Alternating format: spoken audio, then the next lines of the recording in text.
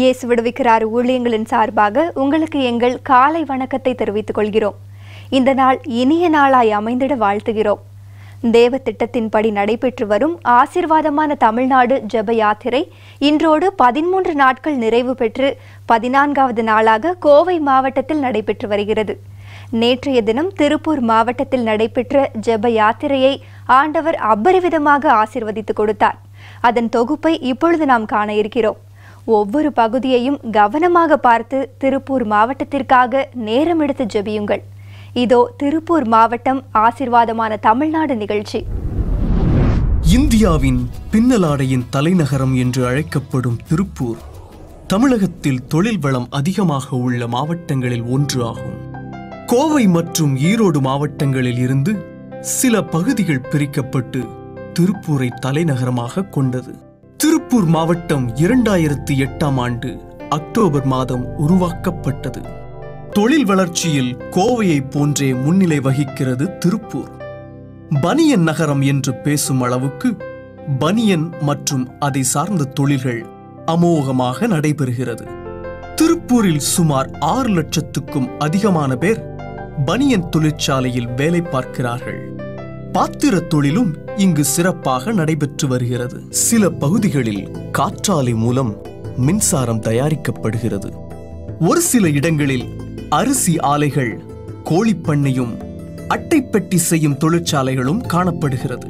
திருப்பூர் மாவட்டத்தில் கல்வி வளர்ச்சி நாளுக்கு நாள் அதிகரித்து வருகிறது. இருளாகவும் இல்லாமல் வெளிச்சமாகவும் இல்லாமல் காணப்படும் சாயங்கால நேரம் போல் வறட்சியும் இல்லாமல் செழிப்பும் இல்லாமல் காணப்படுகிறது திருப்பூரின் நிலப்பகுதி. தென்மேற்கு பருவமழையால் இங்கு ஓரளவு மழை வளம் உள்ளது. இதனால் இங்கு விவசாயம் முக்கியமாக பல இடங்களில் நடைபெறுகிறது. திருப்பூரில் மலர் சந்தை ஒன்று உள்ளது. மலர்களின் மாநாடு போன்று குவிக்கப்பட்டுள்ளது. விதவிதமான மலர்கள், மதுரை மல்லி, ரோஜா, சம்மங்கி என்று மலர்களின் அணிவகுப்பு நம் கண்களை கொள்ளையடித்து மனங்களை மயக்கச் செய்கிறது. ஊத்துக்குழி பகுதியில் தயாரிக்கப்படும் வெண்ணெய் மிகவும் பிரசித்தி பெற்றது ஆகும். இயேசுவின் அன்பை இந்தியர்களுக்கு பகிர்ந்தளிக்க இந்தியா வந்த மிஷனரிகளின் கால்தடம் திருப்பூரிலும் அழுத்தமாக பதிந்துள்ளது. பல்லடம் பகுதியில் வந்த TELC மிஷனரி ரெவரண்ட் ஹெரால்ட் பிரிகோலம் அவர்கள் 1931 அரிசி ஆலை ஒன்றை விலைக்கு வாங்கி அதை ஆலயமாக கட்டினார். TELC மிஷனரிகள் பாம் சென்டர் என்று ஒரு தொழிற்கூடம் ஒன்றை அமைத்து சோப்பு தயாரித்தல், பேக் தயாரித்தல், கோழிப்பண்ணை போன்ற தொழில்களையும் ஏழை எளிய மக்களுக்கு வழங்கினர். இவர்தான் இப்பகுதிக்கு வந்த முதல் மிஷனரி ஆவார். நொய்யலாறு பாய்ந்து வரும் பல பகுதிகள் கழிவுநீர் ஊருக்கு செல்லும் நிலையும் உள்ளது. திருமூர்த்தி அணைக்கட்டு மற்றும் நீர்வீழ்ச்சி ஒரு சிறந்த சுற்றுலா தலமாகும். மேலும் அமராவதி டேம் மற்றும் அங்குள்ள முதலைப்பண்ணை ஆகியவை சிறந்த சுற்றுலா தலங்கள் ஆகும். திருமூர்த்தி மலையில் அமைந்துள்ள சிவன்மலை கோயில் பழமையான கோயிலாகும். இயந்திரத்தனமான வாழ்க்கை, இவற்றால் ஆங்காங்கு பல விதங்களில் விபச்சார தொழிலும் நடைபெறுகிறது. தான் விரும்பும் நபர் ஏற்கனவே திருமணம் ஆனவரா என்று கூட யோசிக்காமல் காதலித்து ஏமாற்றப்பட்டு பிறகு வாழ்வதற்கு வழியில்லாமலும் கள்ளக்காதல் போன்றவற்றால் பாதிக்கப்பட்ட பல பெண்கள் இங்கு விபச்சாரத்தில் ஈடுபடுகின்றனர். குடிகொண்டவரின் உயிரை பறிக்காமல் அவரை விட்டு போகாத பன்றி காய்ச்சல் போல திருப்பூர் மாவட்ட மக்களின் உயிரையும் உழைப்பையும் பறித்துக் கொள்கிறது கந்துவட்டி. நாம் இந்த ஜனத்துக்காக மன்றாடி ஜெபிக்க வேண்டும் என்ற பெரிய பொறுப்பினை தேவன் நமக்கு தந்திருக்கிறார்.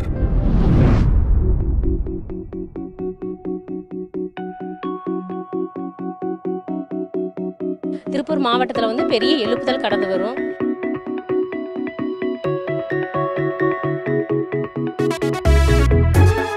திருப்பூர் மாவட்டம் முழுவதுமாக எழுப்புதல் வருங்கிறத நான் விசுவாசிக்கிறேன்.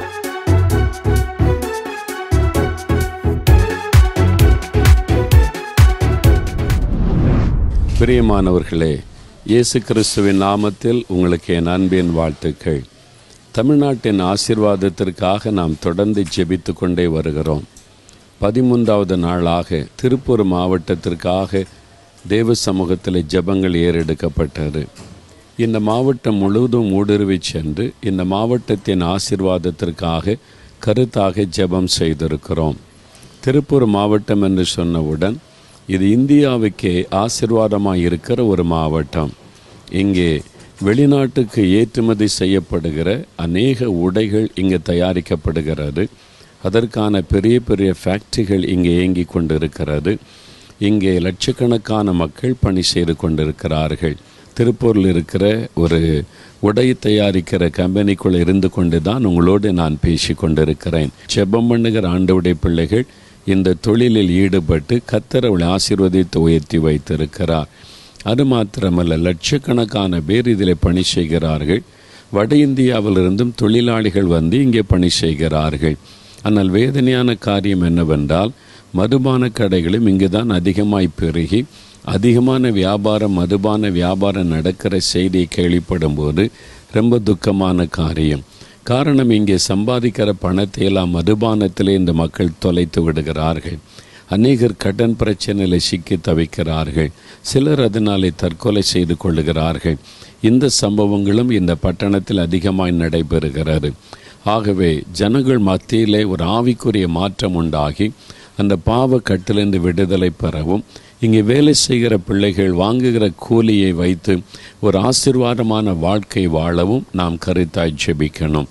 இந்த ஆசீர்வாதம் உண்டாக வேண்டுமானால் தேவ பிள்ளைகளாகிய நாம் அந்த ஆத்துமாக்களை நேசித்து ஜெபிக்க வேண்டும். முதலாளிகளாக இருந்தாலும் சரி, தொழிலாளிகளாக இருந்தாலும் சரி, இயேசு அவர்களுக்காக இரத்தம் சிந்தி இருக்கிறார், தன்னை பலியாய் கொடுத்திருக்கிறார். இவர்கள் எல்லா விதத்திலும் ஆசீர்வதிக்கப்பட்டிருக்க வேண்டும் என்று தன்னுடைய கடைசி சொட்ட இரத்தம் வரைக்கும் சிந்தி இருக்கிறார். தேவ பிள்ளைகளாகிய நாம் அதை உணர்ந்தவர்களாக இந்த லட்சக்கணக்கான தொழிலாளிகள் ரட்சிக்கப்படணும், உம்மை அறிந்து கொள்ளணும், பாவ சாபத்திலிருந்து விடுதலை பெறணும்னு ஜெபிக்கணும். முதலாளிகள் அவங்க ஆசீர்வதிக்கப்பட்டால்தான் இந்த தொழிலாளிகளுடைய வாழ்வாதாரம் செழிக்க முடியும். பிஸ்னஸ் செழிக்கணும், பாதுகாக்கப்படணும். இந்த மாவட்டத்தில் இருக்கிற விளைநிலங்கள் ஆசீர்வதிக்கப்படணும். அதற்காக கருத்தாக நாம் தேவ சமூகத்தில் ஜெபிக்க போகிறோம்.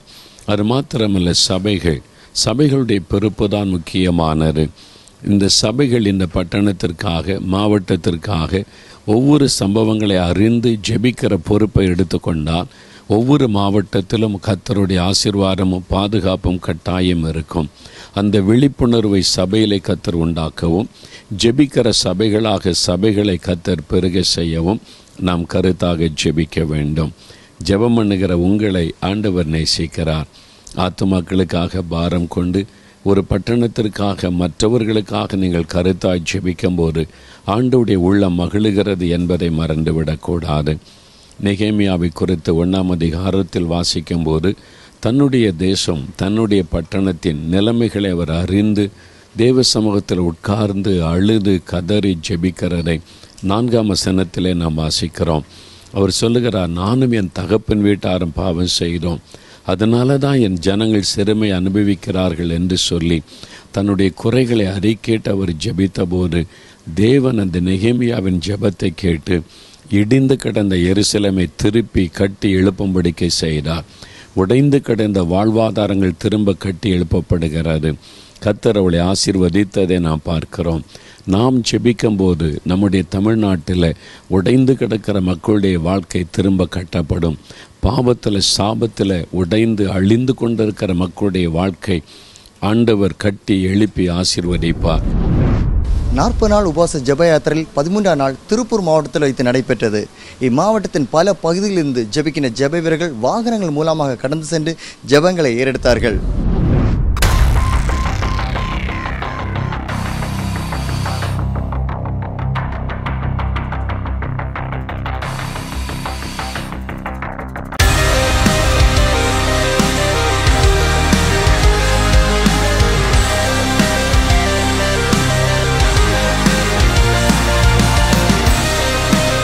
எங்களுடைய விவசாய நிலங்களை ஆசீர்வதித்து நாங்கள் செபிக்கிறோம் ஆண்டவரே. விளைநிலங்களை உங்கள் கருத்துக்குள்ளே கொடுத்து செபிக்கிறோம் ஆண்டவரே. விளைநிலங்களுக்கு தேவையான ஆண்டவரே நீர்ப்பாசன வசதிகளை ஏற்படுத்தி தருவீராக. வறட்சி மாறுவதாக ஆண்டவரே.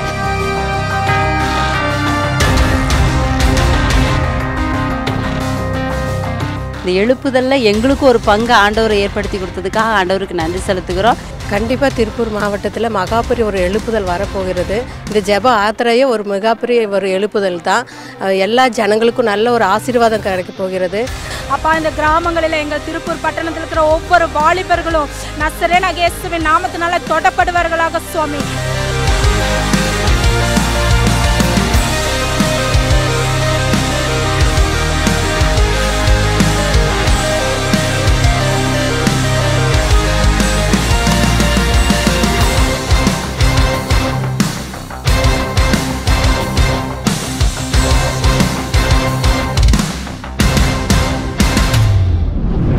ஜெபயாத்திரை நிகழ்ச்சியின் ஒரு பகுதியாக சகோதரர் மோகன் சிலாஸ் அவர்கள் திருப்பூர் மாவட்டத்தில் உள்ள தொழிற்சாலைகளை சந்தித்து அந்த மக்களுக்காக ஜெபங்களை ஏறெடுத்தார்கள்.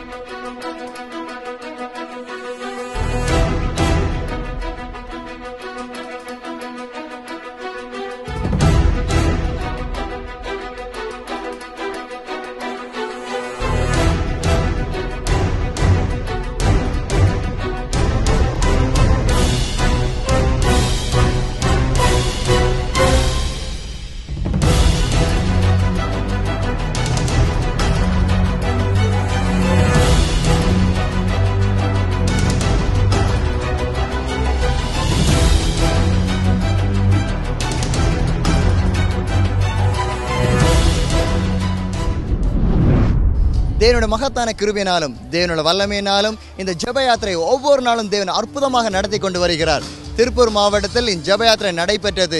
இம்மாவட்டத்தின் பல பகுதிகளுக்கு சென்று நம்முடைய ஜெப வீரர்கள் பாரத்தோடு ஜெபங்களை ஏறெடுத்தார்கள். மாலை நேரத்தில் டவுன்ஹால் மைதானத்தில் வைத்து இக்கூட்டம் சிறப்பாக நடைபெற்றது. எங்களுடைய திருப்பூர்லேயே ஒரு எழுப்புதல் உண்டாகட்டும்ங்கிறதுக்காக ஜெபிக்க வந்திருக்கோம். திருப்பூரில் அதிகமாக இப்போது நிறைய ஆக்சிடென்ட்ஸ் நடக்குது, அதுக்காக ஜெபம் பண்ணணும். திருப்பூர் பட்டணத்தில் நிறையா மதுபானத்தினால நிறைய ஆத்மாக்கள் ரொம்ப பாதிக்கப்பட்டிருக்கிறாங்க. இந்த மதுபான பழக்கத்திலேருந்து விடுதலை கிடைக்கும். இங்கே ரொம்ப அசூசியான விஷயங்கள் நிறைய நடக்குது, அதெல்லாம் மாறணுங்கிறதுக்காக நாங்கள் ஜெபிக்க வந்திருக்கோம். 6 வயசுலேருந்து 10 வயசுக்கு உட்பட்ட பிள்ளைகள்லாம் கஞ்சாவுக்கு அடிமையாக இருக்காங்க. குடி பழக்கத்துக்கு அடிமைப்பட்ட ஜனங்க நிறையா இருக்காங்க. அவங்களுக்காக அப்புறம் விபச்சாரத்தில் சிக்குண்ட ஜனங்கள் அதிகமாக இருக்காங்க. இப்படிப்பட்ட ஜனங்களுக்காக நாங்கள் ஜெபிக்கணும்னு சொல்லி தான் இங்கே வந்திருக்கிறோம்.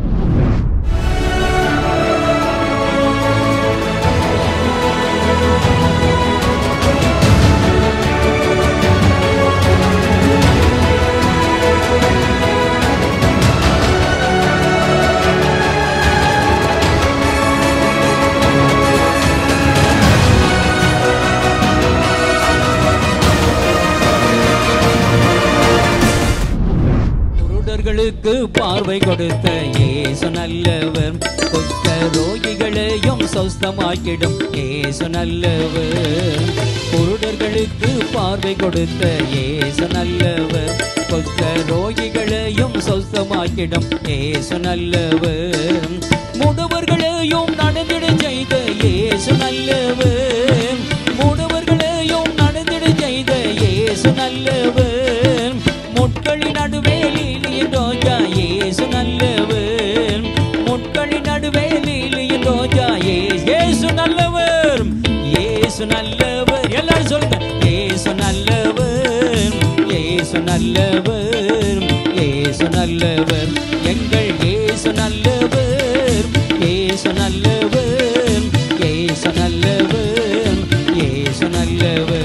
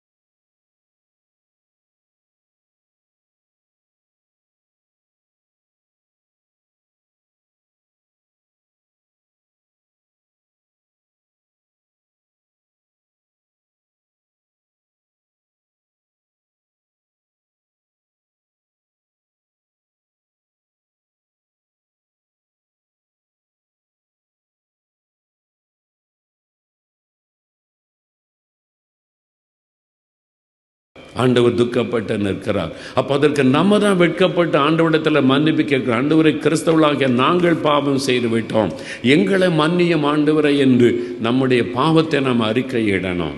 கிறிஸ்தவனுடைய ஜெபம் சுயநலமான ஜெபந்தான் அதிகம். ஆண்டவர் சொன்ன காரியத்திற்கு நம்ம ஜெபிக்கலை, ஆண்டவர் எதிர்பார்க்கிற அளவு நம்ம ஜெபம் பண்ணலை, நாம் அதில் தவறு செய்து விட்டோம். எல்லா மனுஷருக்காக நம்ம ஜெபிக்கணும். நம்ம என்னை ஆசீர்வதியும், என் குடும்பத்தை ஆசீர்வதியும், பிள்ளைகளை ஆசீர்வதியும், அதை தாண்டினா இங்கே சபையை ஆசீர்வதியும், அவ்வளோதான் நம்ம செய்கிறோம். ஆண்டவர் சொல்ல எல்லா மனிதருக்காக ஜெபம் பண்ணணும். ஆண்டவர் அதிகாலையில் ஜெபம் பண்ணி நமக்கு மாதிரியை காண்பித்தார். நீங்கள் ஜெபம் பண்ணுங்க. இயேசுடைய சரித்திரத்தை ஆராய்ந்து வேத அறிஞர்கள் சொல்கிறாங்க, ஒரு நாளைக்கு இயேசு 4 மணி நேரம் ஜெபம் செய்தார் என்பதாய் நமக்கு மாதிரியை காண்பித்தார். இப்படி தான் நீங்கள் ஊழியம் செய்யணும், இப்படித்தான் வாழ வேண்டும் என்று 4 மணி நேரம் ஜெபம் பண்ணினார். ஆனால் நாம் இன்றைக்கி சுயநலமாக கொஞ்ச நேரம் ஜெபிக்கிறோம். 5 நிமிடம் 10 நிமிடம் கூட ஜெபிக்காத கிறிஸ்தவர்கள் இன்றைக்கி சபையிலே அதிகம் பேர் இருக்கிறார்கள். ஆராதனையில் 2 மணி நேரம் 3 மணி நேரம் நடக்க ஆராதனையை ஒரு பேப்பர் எடுத்து எழுதுங்க. பாட்டு எவ்வளோ நேரம், பாட்டு எவ்வளோ நேரம், பிரசங்கம் எவ்வளோ நேரம், அறிவிப்பு எவ்வளோ, அறிவிப்பு கொடுக்கிற நேரம் கூட ஜெபம் பண்ணுவதில்லை. சர்ச்சைன்னு யோசித்து பாருங்க, அறிவிப்பு வாசிக்கிறாங்களே அந்த நேரம் கூட நம்ம ஜெபம் பண்ணுவதில்லை. அப்படியே ஜெபித்தா கூட சபையில் உள்ளவங்களுடைய பிறந்த நாளுக்கு ஜெபம், கல்யாண நாளுக்கு ஜெபம், தப்பு இல்லை, ஜெபம் பண்ணுங்களாம். சபையில் உள்ள விசுவாசிகளுக்கு ஜெபிக்கத்தான் வேணும். நீங்கள் கல்யாண நாளுக்கும் பிறந்த நாளுக்கும் ஜெபிக்கிற நீங்கள் இந்த திருப்பூர் பட்டணத்தில் லட்சக்கணக்கான குடிகாரங்க இருக்கிறாங்களே, அவங்க ரட்சிக்கப்படணும்னு சபையில் ஜெபிச்சிங்களா? இந்த பட்டணத்தில் விபச்சாரம் மேசித்தனம் பெருகி கொண்டிருக்கிறது, இந்த ஜனங்கள்லாம் ரட்சிக்கப்படணுமே, இவங்களுக்காக ரத்தம் சிந்தினீரே ஆண்டவரே அப்படின்னு பாரத்தோடு உங்கள் சபையில் என்னைக்கு ஜெபம் பண்ணி இருக்கிறீர்கள்? சபை தவறு செய்து கொண்டிருக்கிறது, சபை பாவம் செய்து கொண்டிருக்கிறது. சபைக்கு பெயரை ஜெப வீடு, ஆனால் ஆத்துமாக்களுக்காக ஜெபிப்பதை தவிர எல்லாம் நாம் செய்து கொண்டிருக்கிறோம். ஆண்டவரிடத்தில் சொல்லணும், எங்களை மன்னியும், நாங்கள் தவறு செய்து விட்டோம் ஆண்டவரே என்று சொல்லி ஆண்டவரிடத்தில் மன்னிப்பு கேட்கணும். நாம் ஜெபிப்போம். தகப்பனே, அருமையான இந்த பிள்ளைகளோடு இணைந்து நான் ஜெபிக்கிறேன். எங்கள் தமிழ்நாட்டை நீர் எவ்வளவாய் நேசிக்கிறேன், எங்களுடைய தமிழ் மக்களை எவ்வளவாய் நேசிக்கிறேன், வாழ்ந்திருக்க வேண்டும், ஆசீர்வாதமாய் இருக்க வேண்டும் என்று விரும்புகிறேன். இந்த திருப்பூர் மாவட்டத்தை நீர் நேசிக்கிறபடியினால் இந்த மாவட்டத்திற்காக கருத்தாக நாங்கள் ஜெபிக்கிறோம். இந்த மாவட்டத்தில் இருக்கிற லட்சக்கணக்கான இந்த தொழிலாளர்களை நினைத்து ஜெபிக்கிறோம். ஃபேக்ட்ரிகளை நடத்தி இந்தியாவுக்கு ஒரு ஆசீர்வாதத்தை கொண்டு வருகிற முதலாளிகளை நாங்கள் நினைத்து ஜெபிக்கிறோம். இந்தியாவுடைய பொருளாதாரத்திற்கு ஒரு ஆசீர்வாதமாய் இந்த பட்டணத்தை நீர் வைத்திருக்கிறதற்காக உமக்கு ஸ்தோத்திரம். எல்லா தொழிற்சாலைகளும் ஆசீர்வதிக்கப்படவும், தொழில் வளம் பெருகவும், எந்த விதத்திலும் இந்த தொழில்கள் பாதிக்கப்படாதபடி ஆண்டவருடைய பாதுகாப்பு உண்டாயிருக்க வேண்டுமென்று ஜெபிக்கிறோம். எல்லா முதலாளிகளுக்கும் உம்மை வெளிப்படுத்துவீராக. ஆண்டவரை தவறான நம்பிக்கையில் இந்த விடுதலையாக்கி அவருடைய வாழ்வாதாரங்களை ஆசீர்வதிக்க வேண்டுமென்று ஜெபிக்கிறோம். வேலை செய்கிற லட்சக்கணக்கான இந்த தொழிலாளிகளுக்காக உம்முடைய முகத்தை நாங்கள் பார்க்கிறோம். அப்பா, கடினமாய் வேலை செய்து சம்பாதிக்கிற இந்த பணத்தை பாவங்களுக்கு செலவு பண்ணி அதை அழித்து கொள்ளுகிற இந்த மக்களுக்காக பாரத்தோடு ஜெபிக்கிறோம்.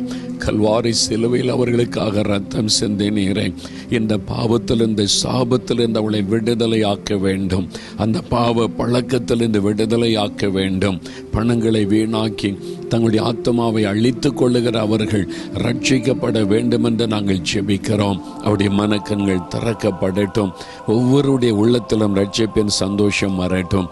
இந்த பாவ காரியங்கள் பட்டணத்தை விட்டு ஒளியட்டும் என்று ஜெபிக்கிறோம். கடன் பிரச்சனையில் சிக்கி தவிக்கிற மக்களுக்கு ஒரு விடுதலை கட்டளையிடும்.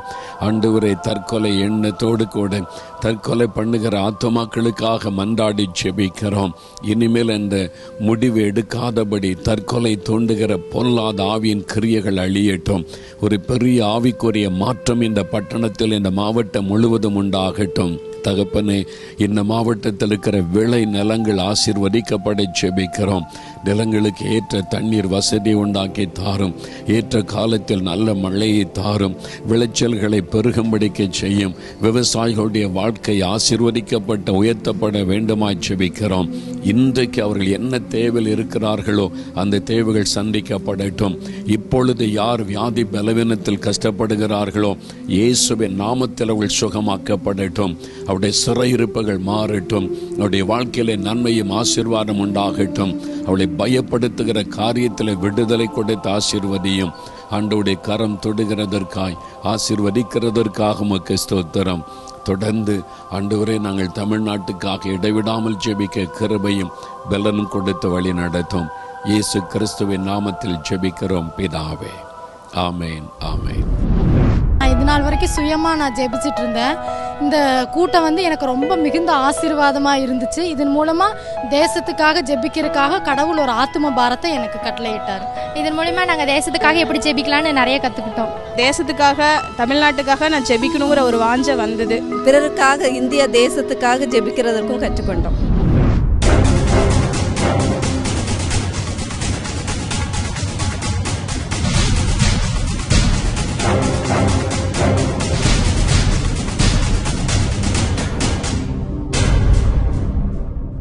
தேவன் அளவில்லாமல் ஜெப ஆவியை ஊற்றி கொண்டு வருகிறார். தமிழ்நாடு முழுவதிலும் கூட்டு பிரார்த்தனையின் மூலமாக நடந்த ஜெப கூட்டங்கள் திரளான ஜனங்கள் கலந்து கொண்டு தேசத்திற்காகவும் தமிழ்நாட்டின் ஆசீர்வாதத்துக்காகவும் பாரத்தோடு ஜெபங்களை ஏறெடுத்தார்கள்.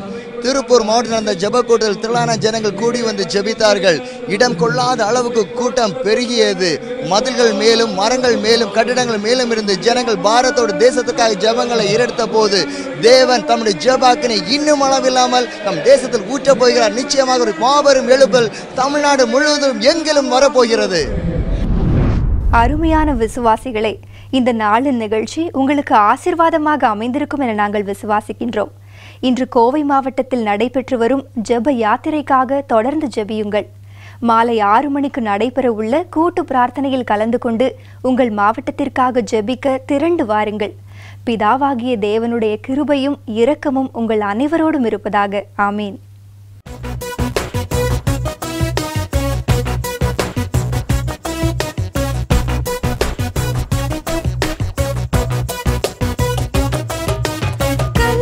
சிறந்த தமிழ்நாடு, செல்வம் நிறைந்த தமிழ்நாடு,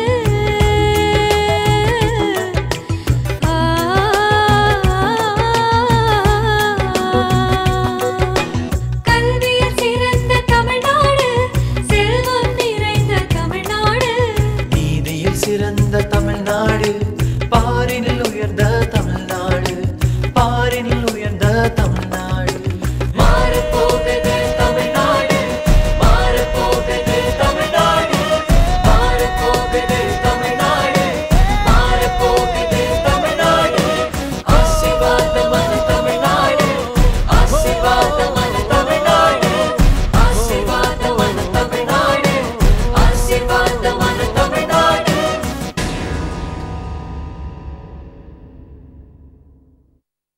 ஆசீர்வாதமான தமிழ்நாடு கூட்டு பிரார்த்தனை பிப்ரவரி 24ஆம் தேதி மாலை 6 மணி முதல் இரவு 9 மணி வரை நடைபெறும். இடம் YWCA கிரவுண்ட், அனந்தகிரி, ஊட்டி. தொடர்புக்கு 9443091947. அன்பார்ந்த நேயர்களே, இந்நிகழ்ச்சியின் மூலம் நீங்கள் பெற்றுக்கொண்ட ஆசீர்வாதங்களை எங்களோடு பகிர்ந்து கொள்ளுங்கள். உங்களின் தெளிவான முகவரி தொலைபேசி எண்ணோடு சேர்த்து நீங்கள் எழுதி அனுப்ப வேண்டிய எங்கள் முகவரி: இயேசு விடுவிக்கிறார், தொலைக்காட்சி பிரிவு, 4 மாவடி, தூத்துக்குடி மாவட்டம் 628211. தொலைபேசி எண் 0463922022. 24 மணி நேர ஜப உதவிக்கு 0463922000. தேவன் உங்களை ஆசீர்வதிப்பாராக.